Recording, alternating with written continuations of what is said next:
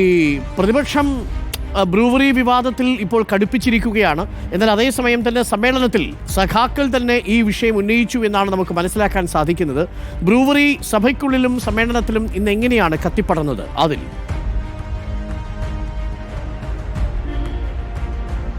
അരുൺ, പ്രതിപക്ഷത്തെ സംബന്ധിച്ചിടത്തോളം ബ്രൂവറി വിവാദത്തിൽ വളരെ പ്രധാനപ്പെട്ട ഒരു ദിവസമായിരുന്നു ഇന്ന്.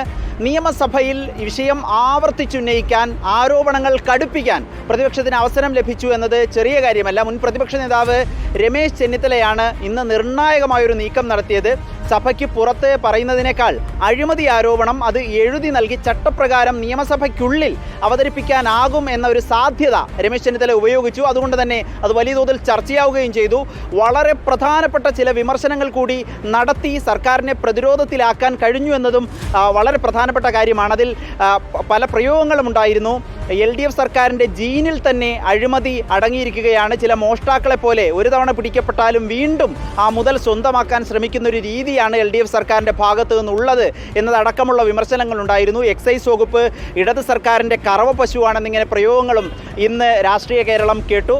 ആ നിലയിൽ കടുത്ത വിമർശനങ്ങളായിരുന്നു ഇന്ന് സഭയിൽ നടന്നത്. പക്ഷേ മറുപടികളൊന്നും ഉണ്ടായിരുന്നില്ല.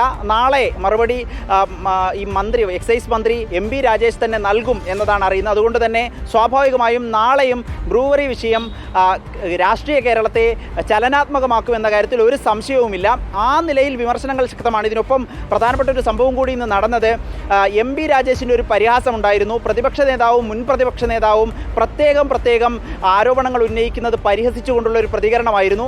ആ പ്രതികരണത്തിന് മറുപടി എന്നോണം രണ്ട് നേതാക്കന്മാരും ഒരുമിച്ച് സംയുക്തമായി വാർത്താ സമ്മേളനം നടത്തുന്ന കാഴ്ചയും ഇന്ന് കണ്ടു. അതിന് മറുപടിയായിട്ടായിരുന്നു.